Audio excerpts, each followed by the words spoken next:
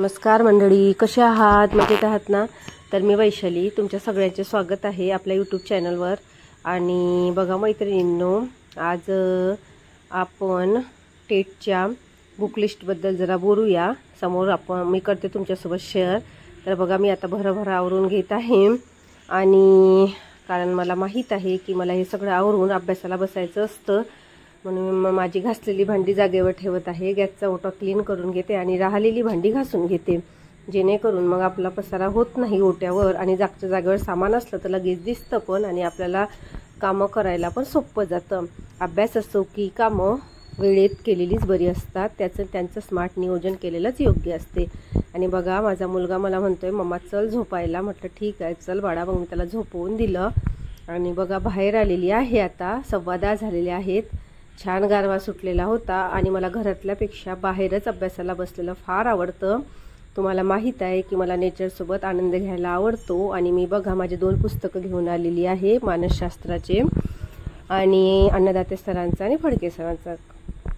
तर आज मी मानसशास्त्राचा अभ्यास करणार आहे, कारण मी भरपूर दिवसाचा मानसशास्त्राला हात लावलेला नाही, कारण गावाला गेलेले, गावाला पुस्तकं नेलेली नव्हती. त्यामुळे आज मी ठरवलं की मी मानसशास्त्राचा अभ्यास थोडा वेळ करायचा म्हणून. आज मी बुद्धिमत्ता हा घटक करणार आहे त्यामध्ये. आणि तर बघा मैत्रिणींनो, आज मी मानसशास्त्रामध्ये बुद्धिमत्तेच्या व्याख्या करणार आहे.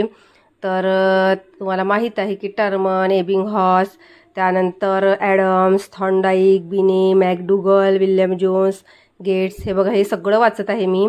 हे आपल्या फडके प्रकाशनमध्ये छान दिलेलं आहे आणि अन्नदाते सरांच्या पुस्तकमध्ये पण दिलेलं आहे.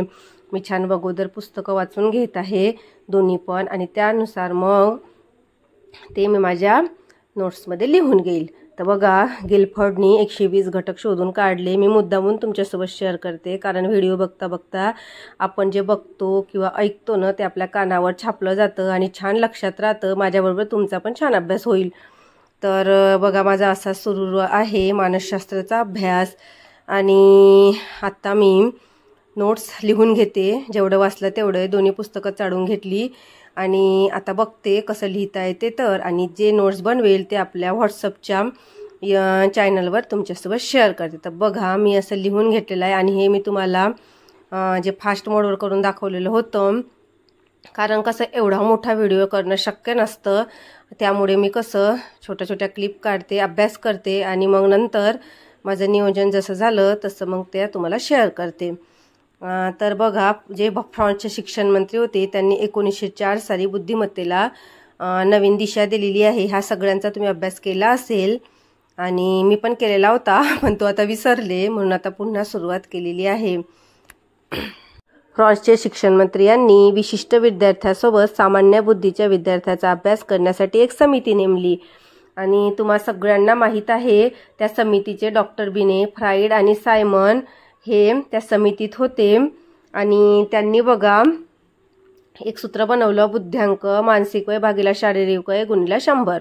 तर हे तुम्ही सगळ्यांनी अभ्यास केलेला आहे. त्यामुळे बघा विजा कडकडतायत, असं वाटते पाऊस येणार, पण म्हटलं बसूया जरा वेळ. पण पावसाला सुरुवात झाली आणि मला माझं दप्तर गुंडाळून आतमध्ये यावं लागलं. तर बघा मैत्रिणींनो, आता मी तुमच्यासोबत टेटची आपली बुक लिस्ट शेअर करत आहे. तर मला भरपूर कमेंटमध्ये येत आहे की ताई तुम्ही या पुस्तकांचा अभ्यास करा, हे पुस्तकं सोपी आहे. तर बघा मंडळी, आपल्या जो जी पुस्तकं आहेत ना सध्या मी त्याचा अभ्यास करून घेते, कारण कसं असते सगळ्या गोष्टीचा विचार करावा लागतो. आपण जर सगळी पुस्तकं वाचायला गेली तर हेही होत नाही आणि तेही होत नाही. तर माझ्या मते माझ्याजवळ जी आहे त्याचा अभ्यास करून घेते आणि नंतर तुम्ही सांगितलेली पुस्तकं पण छान आहेत, मी ऐकलेली आहेत. पंढरीनाथ राणे, सचिन ढवळे, नितीन महाले, मी ऐकलेली पुस्तकं आहेत हे, पण माझे मार्गदर्शन करा मला. तर बघा मैत्रिणींनो, आपल्याला अभियोगिता आणि बुद्धिमत्ता अशा 2 विभागात ते डिवाइड झालेलं आहे. तर मला जेवढी माहिती आहे तेवढी मी तुम्हाला सांगण्याचा प्रयत्न करते. जे नवीन आहेत त्यांनी ऐकावे, जुने असतील त्यांना अनुभव आलेला आहे. तर आपल्याला अभियोग्यतेमध्ये गणितीय क्षमता, वेग आणि अचूकता, मराठी इंग्रजी याचा समावेश आहे. आणि आपला दुसरा पार्ट असतो बुद्धिमत्ता, यामध्ये आकलन, वर्गीकरण, क्रमबद्ध श्रेणी, कूटप्रश्न, सांकेतिक भाषा, लयबद्ध मांडणी या सगळ्यांचा समावेश होतो. पण ज्यांनी पेपर दिलेला आहे त्यांना माहीत आहे की कसं असतं ते. आणि बघा मैत्रिणींनो, मराठीमध्ये आपल्याला म्हणी, वाक्यप्रचार, उपयोग, शब्दसंग्रह, पुस्तकं, प्रसिद्ध पुस्तकं, लेखक, वाक्यरचना, प्रयोग, समानार्थी शब्द, विरुद्धार्थी शब्द, तसेच आपल्याला इंग्रजीमध्ये ग्रामर भाग येतो, तसेच स्पेलिंग येतात, tense, voice, narration, article, question tag, त्यानंतर व्होकॅब्युलरी, यूज ऑफ फ्रेजेस हे सगळं येतं. तसेच एक भाग असतो जीकेचा, त्यामध्ये आपल्याला इयत्ता 8वी ते 12वीची सर्व विषयाची क्रमिक पुस्तके वाचावी लागतील आणि त्यानंतर आपले जे न्यूजपेपर आहे, रोजगार नोकरी संदर्भ याचा अभ्यास करावा लागेल. तर बघा मैत्रिणींनो, मी बुद्धिमत्तेसाठी माझ्याजवळ आहे अनिल अंकलगी सर, आणि मला माहित आहे पंढरीनाथ राणे सरांचं पण पुस्तक छान असते. तुम्हाला जे योग्य वाटेल ते तुम्ही घेऊ शकता. यानुसार आपल्याला बुद्धिमत्ता 80 मार्काची येते. अंकगणितामध्ये माझ्याजवळ आहे सतीश वशे सर आणि गजरे सर, त्यामध्ये सचिन ढवले सर आणि नितीन महाले सरांचे पुस्तकं पण छान असतात. तुम्हाला जे योग्य वाटते ते तुम्ही डिसिजन घ्या.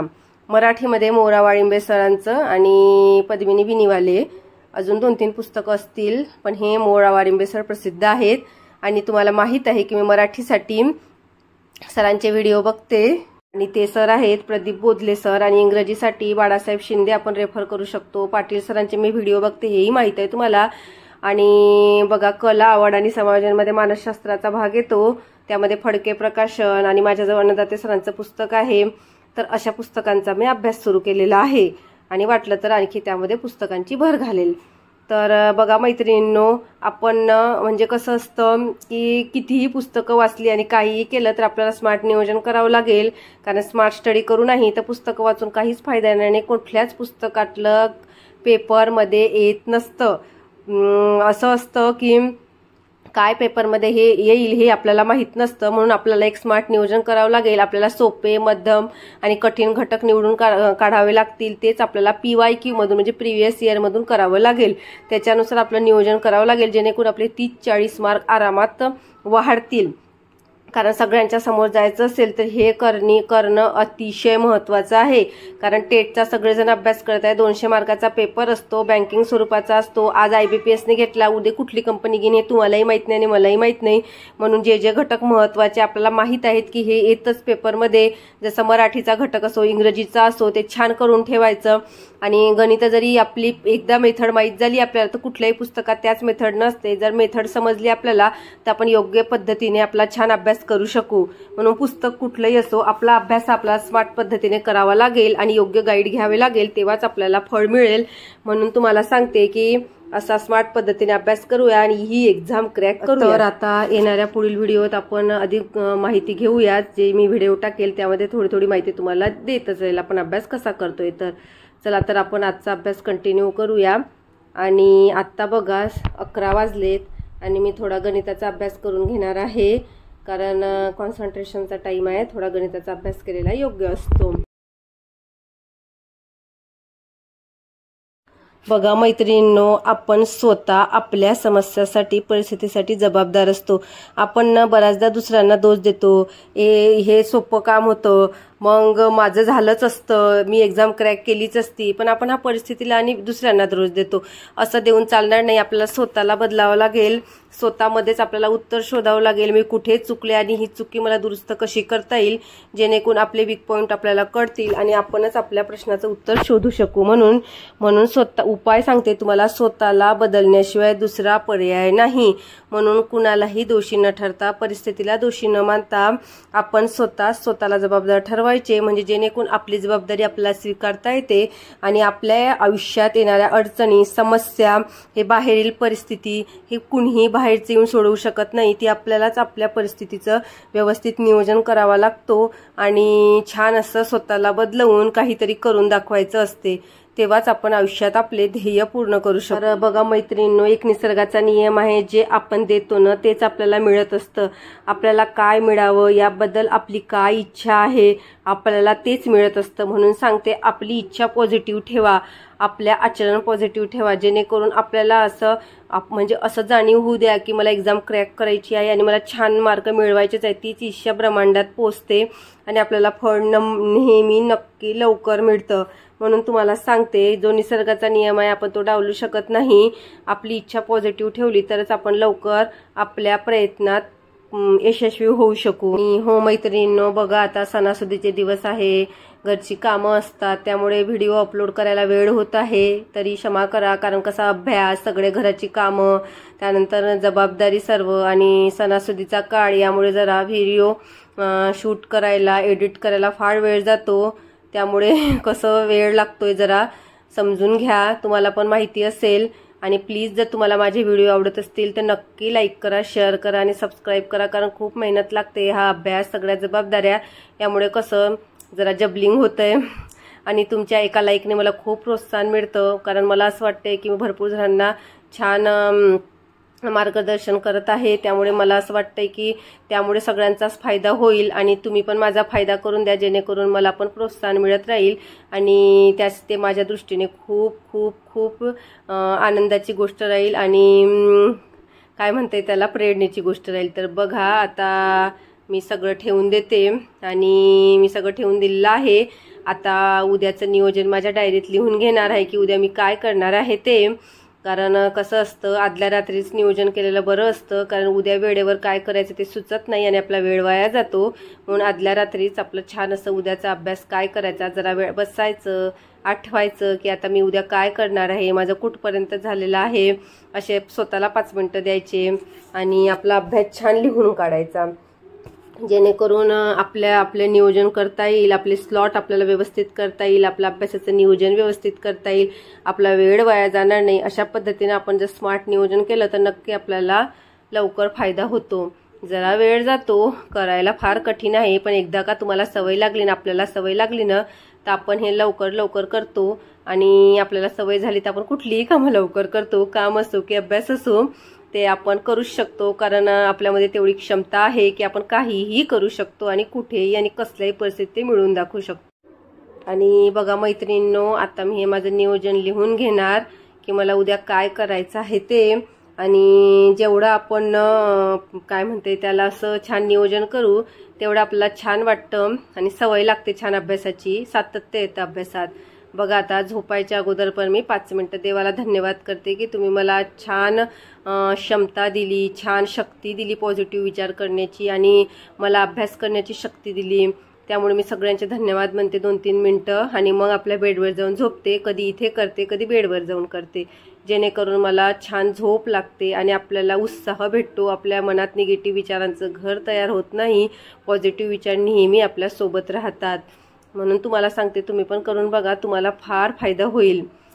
तर मैत्रिणींनो, शुभप्रभात, ब्रह्मवेळेत तुमचे स्वागत आहे। बघा सकाळचे 4:10 झालेली आहेत आणि मी 4लाच उठले, पॉझिटिव्ह थिंकिंग केली, फ्रेश झाले आणि बसले अभ्यासाला येऊन। तर मी आज तात्यांचा ठोकळामध्ये भूगोल करणार आहे, तर कारण कसं आज भूगोलाचा मला असं वाटतं माझा विषय होता, मी बघितलं टाइम टेबलमध्ये। आणि बघा मी आज पठारावरील नद्या करणार आहे, त्यात पठारावरील नद्यांमध्ये मी पश्चिम वाहिनी नद्या, सह्याद्री पर्वतरांगांमधील नद्या, त्यानंतर आपल्या काय म्हणतात त्याला पूर्ववाहिनी नद्या, त्यानंतर दक्षिण वाहिनी नद्या, त्यानंतर दक्षिणेकडून उत्तरेकडे जाणाऱ्या नद्या, ह्या सर्व नद्या मी आज करून घेत आहे आणि त्याचं छान असं नोट्स माझ्या नोटबुकवर काढते आणि आपल्या व्हॉट्सअप चॅनलवर शेअर करते। तर बघा मैत्रिणींनो, दक्षिण वाहिनी नद्या ह्या आपल्या वर्धा, वैनगंगा ह्या गोदावरीस मिळतात आणि पूर्ववाहिनी नद्या बंगालच्या उपसागरास मिळतात। त्यानंतर आपल्या अरबी समुद्राला पश्चिम वाहिनी नद्या मिळतात। त्यानंतर आपल्या काय म्हणतात त्याला सह्याद्री पर्वतरांगा जलविभाजक आहे आपलं। त्यानंतर दक्षिणेकडून उत्तरेकडे जाणाऱ्या ज्या नद्या आहेत ना, त्या आहे नर्मदा, तापी, गोदावरी, भीमा, कृष्णा। आणि मला माझ्या मुलाचा उठण्याचा आवाज आला म्हणून जाऊन बघितलं होतं एक वेळा, त्याला परत झोपवून आले। तर आपली जी कृष्णा नदी आहे ती महाबळेश्वर, साताऱ्याच्या, सांगलीच्या जवळपास येते। त्यानंतर आपले ज्या विंध्य पर्वतरांग, सातपुडा, गाविलगड टेकड्या आहे अमरावती, तोरणमाळ नंदुरबारमध्ये, सातमाळा, अजिंठा, हरिश्चंद्र, बालाघाट, शंभू महादेव पर्वतरांग यांच्यामध्ये 4-5 नद्या आहेत। तर आपल्या विंध्य पर्वतरांग आणि सातपुड्यांच्या मध्ये जी नदी आहे ती नर्मदा नदी आहे। त्यानंतर सातपुडा आणि सातमाळा अजिंठाच्या तापी पूर्णा नदी आहे। सातमाळा अजिंठा आणि हरिश्चंद्र बालाघाटच्या नदी, गोदावरी नदी आहे. तर बघा ह्या सगळ्या नद्या मी आपल्या व्हॉट्सअप चॅनलवर शेअर करते माझे नोट्स. आणि कोकणातील ज्या नद्या आहेत ना त्या पश्चिम वाहिनी नद्या, दमणगंगा. आणि बघा तो उठण्याचा मला आवाज येतोय, तो व्यवस्थित झोपत नाही, जरा उठतोय आज. तर त्याला जाऊन परत झोपवून येत आहे, मध्ये मध्ये ब्रेक होतोय. तर बघा मी तुम्हाला सांगत होते कोकणातील नद्या आपल्या आहेत पश्चिम वाहिनी नद्या, दमणगंगा, सूर्या, वैतरणा, तानसा, उल्हास, सावित्री, वसिष्ठी, काळ, कुंडलिका, तेरखोल आणि शास्त्री. तर ह्या सर्व नद्या अरबी समुद्रास मिळतात. तर बघा मी याचं असं एक शॉर्टकट सारखं केलेलं आहे. नंतर बघा मला थकल्यासारखं वाटत होतं, जाऊन जरा पाणी घेऊन आले गरम. तुम्हाला माहिती आहे मी पाणी पिते म्हणून गरम, आणि जरा फ्रेश वाटलं मग, आणि परत सुरुवात केली. तर बघा ज्या कोकणातील नद्या आहेत ना त्यापैकी सर्वाधिक रुंदीची नदी आहे ना उल्हास नदी आहे. तर बघा आपण मी काय केलं, मला ह्या एवढ्या मोठ्या नद्या आता लक्षात कशा ठेवायच्या म्हणून एक म्हटलं पहिल्या जी आपली दमणगंगाचा द, सूर्याचा सु, वैतरणाचा वै, तर द स वै, ताऊ, सावळा, कुतेशा.